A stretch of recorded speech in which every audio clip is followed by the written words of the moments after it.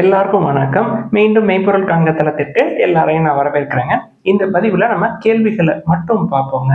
கேள்விகள் நான் என்னுடைய வியூவில் பதில சொல்லிடுறேன். அது போக நீங்கள் உங்களுடைய relationship managers, SEBI registered advisers இல்லை யாருனாலும் ஃபாலோ பண்ணுங்க. எண்ட் ஆஃப் த டே நீங்கள் ஒரு ஷேரை கன்சிடர் பண்ணுறப்ப என்ன ரீசனுக்காக இதை நம்ம பார்க்குறோம் அப்படின்னு ஸ்டடி பண்ணிட்டு கன்சிடர் பண்ணுங்க. ஃபர்ஸ்ட் கோத்தக் மஹிந்திரா பேங்க் பற்றி எழுதியிருக்கிறாங்க. வேல்யூவேஷன்ஸ் அப்படின்னு பார்த்தோம்னா நம்ம இன்னும் வெயிட் பண்ணணுங்க. ப்ரைஸ் டு புக் வந்து முக்கியமான மெட்ரிக்ஸ்ங்க பேங்கை பொறுத்த வரைக்கும். 1.5 டைம்ஸ் புக் தான் நம்ம த்ரெஷோல்டில் செட் பண்ணுவோம். இது 2.17 டைம்ஸ் இருக்கும். ஸோ வெயிட் பண்ணணும். கோத்தக் மஹிந்திரா பேங்க் நல்ல வேல்யூவேஷனில் வேணும் அப்படின்னா என்ன காரணம் அப்படின்னா பேங்கிங்லாம் பயங்கரமாக அடிக்கிறாங்க ரீசெண்ட் டைம்ஸில். At one point of time HDFC bank, ICICI பேங்க்லாம் வந்து 3.5 டைம்ஸ் புக்கில் இருந்ததுங்க. இப்போ அதுவே வந்து 2.5 டைம்ஸ் புக்கு கீழே வந்திருக்கு. இப்போ எடுத்துக்காட்டு HDFC பேங்க் எடுத்துக்கிட்டோம்னா 2.17 டைம்ஸ் புக் இருக்கு. ICICI பேங்க் எடுத்துக்கிட்டோம்னா ஒரு 2.6 டைம்ஸ் பக்கமா இருக்குங்க. தென் IndusInd பேங்க் எடுத்துக்கிட்டோம்னா 0.99 டைம்ஸ் புக் இருக்கு. ஆக்சிஸ் பேங்க் எடுத்துக்கிட்டோம்னா 1.82 டைம்ஸ் இருக்கு. ஃபெடரல் பேங்க் 1.81 டைம்ஸ் இருக்கு. அதற்கு கீழே இருக்கக்கூடிய IDFC ஃபர்ஸ்ட் பேங்க் எடுத்துக்கிட்டோம்னா 1.16 டைம்ஸ் இருக்குங்க. இதுதான் ஒரு டாப் பிளேயர்ஸை நான் சொல்றேங்க.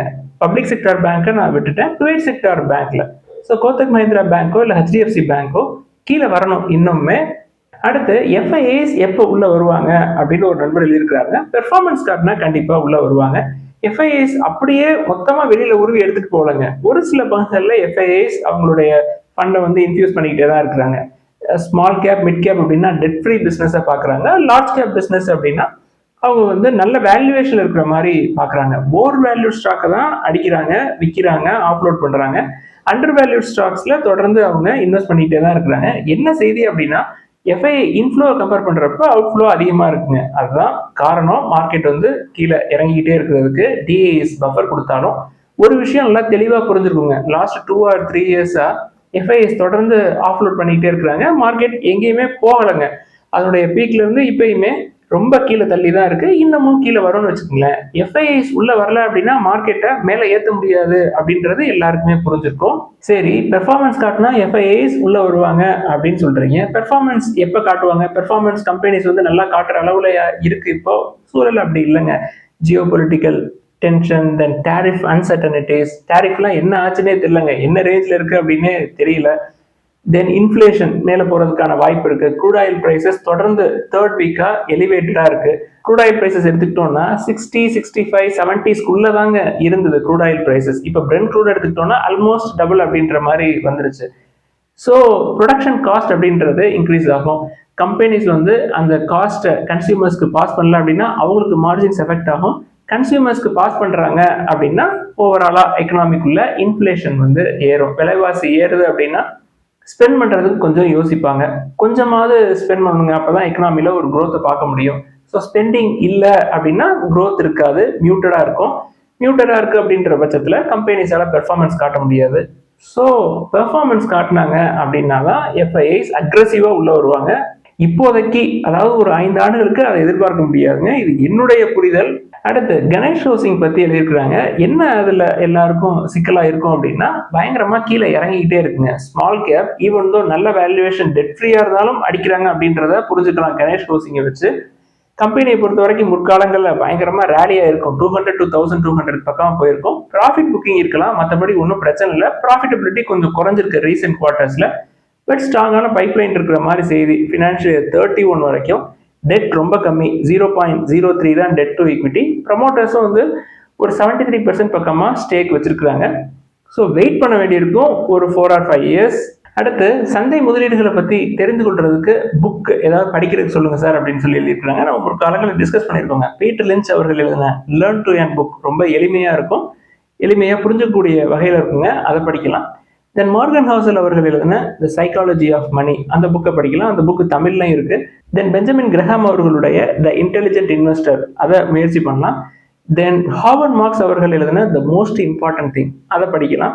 தென் ஜார்ஜ் சோரஸ் அவர்களுடைய புத்தகம் த ஆல்கமி ஆஃப் ஃபினான்ஸ் அந்த புத்தகத்தையும் படிக்கலாம். இந்த ஆர்டர்ல படிக்கிறது சிறந்ததுங்க.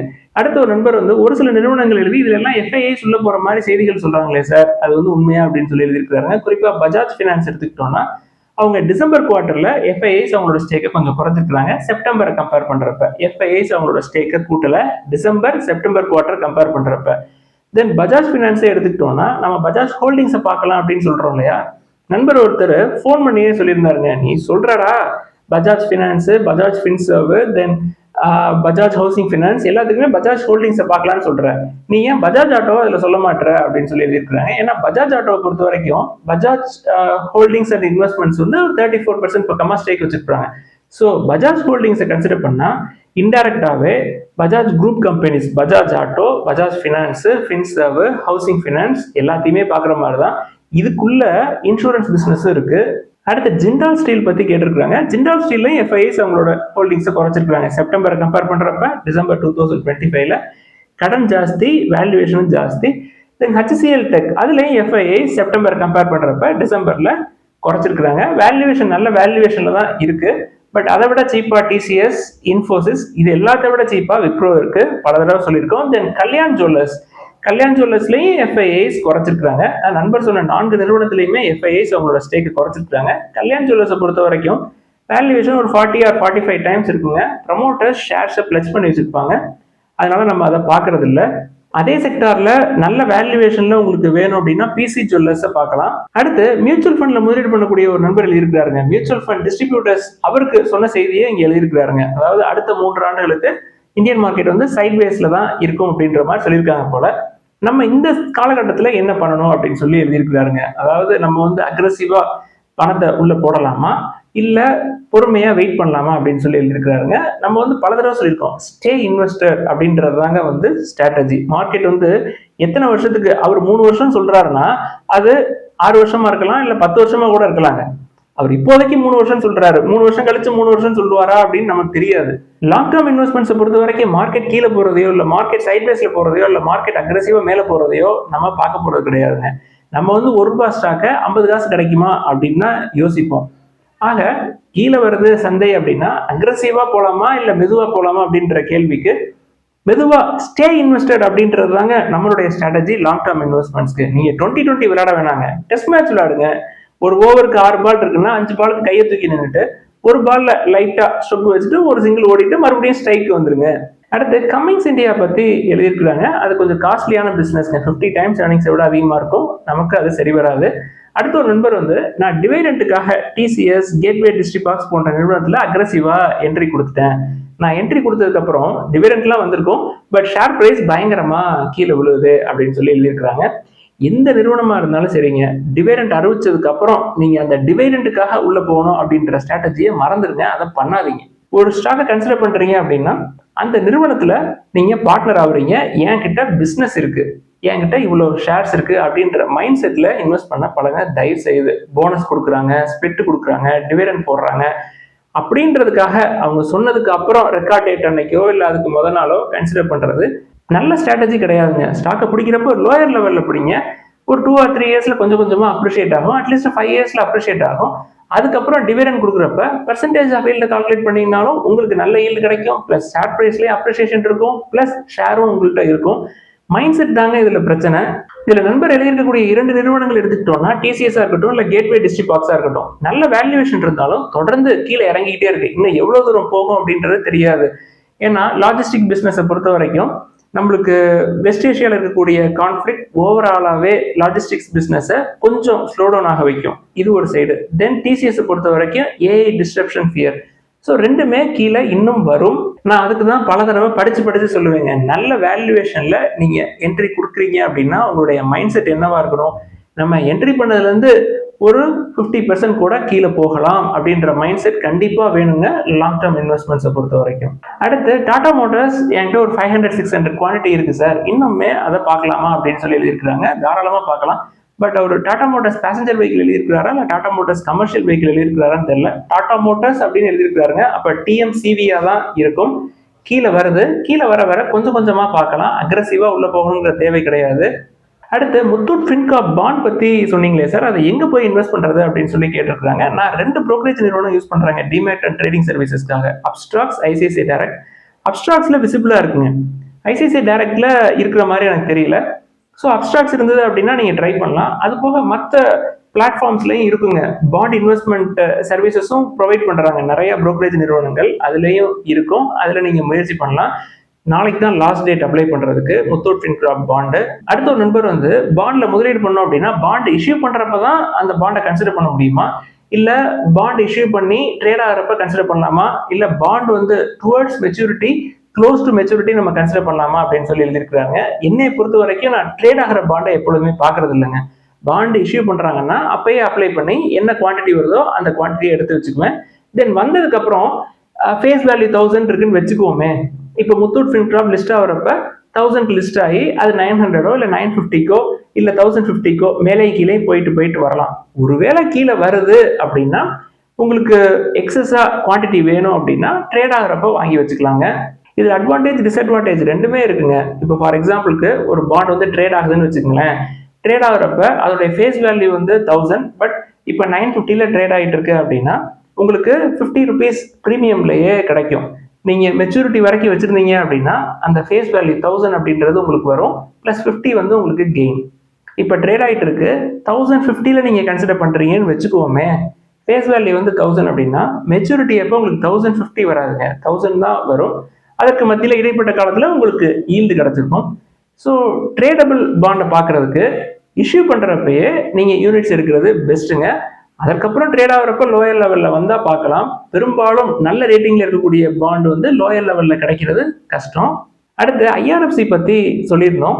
நண்பர்கள் கீழே கமெண்ட்ல எழுதியிருந்தாங்க, நிறைய பேர் வந்து ஹையர் லெவல்ல ஹையர் குவான்டிட்டியில உள்ள மாட்டிட்டு இருக்கிற மாதிரி தெரியுதுங்க. நம்ம பல தடவை படிச்சு சொல்லியிருக்கோங்க. வேல்யூவேஷன் ஜாஸ்தின்னு சொல்றோம், வேல்யூவேஷன் மெட்ரிக்ஸை சொல்றோம், 1.5 டைம்ஸ் புக்கை பாருங்க, அதுக்கு கீழே பாருங்க அப்படின்னு சொல்றோம். இதற்கு மத்தியிலையும் ஹையர் குவான்டிட்டிஸ்ல இவ்வளோ பேர் உள்ள போய் சிக்கிட்டு இருக்கிறாங்க.